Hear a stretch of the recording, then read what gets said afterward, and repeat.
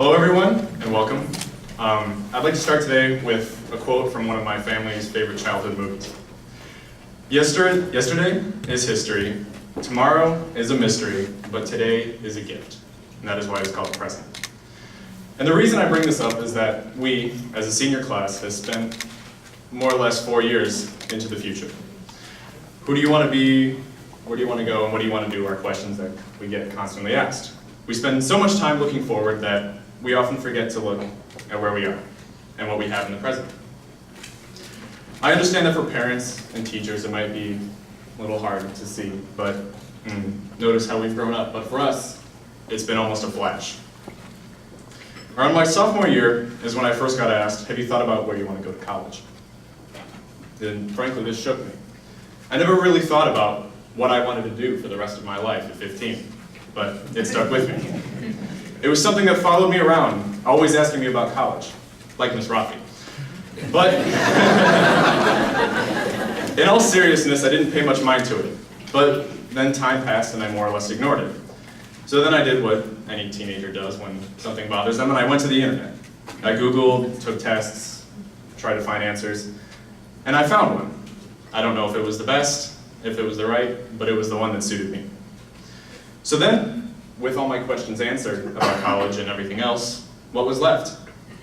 I had figured out my future, so now it was time to go back to my present. And that's when I realized everything we have. Around us are families that would give anything to see us succeed, teachers and mentors to give us knowledge to guide us, and then finally us, peers to help us become the best versions of ourselves. Among us are so many different interests and views: science, sports, tech, the environment, the arts. All of us hold talents and traits that shape us. But most of all, love.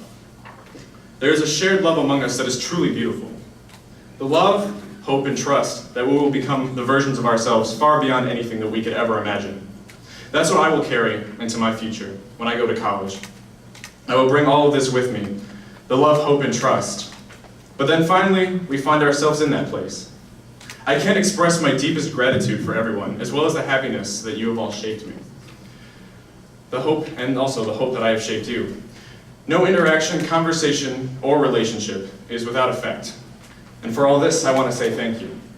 Our own paths, for I am certain we will go down. I only hope that we remember. We remember the moments shared, friendships built, and everything in between. For our teachers, I want to say thank you for shaping us and guiding us into the best versions of ourselves, even if we didn't know what was best. To my parents, I want to say I love you.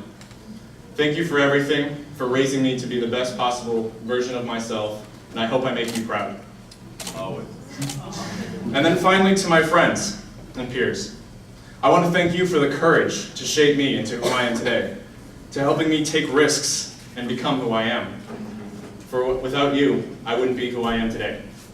For all this, I want to say thank you. For all the moments we shared in Mr. Smith's English class and his terrible tests, to Dr. Kicknell's class and her wise words. I'd like to end with a little segment of a poem that she shared with us recently, as it truly touched me.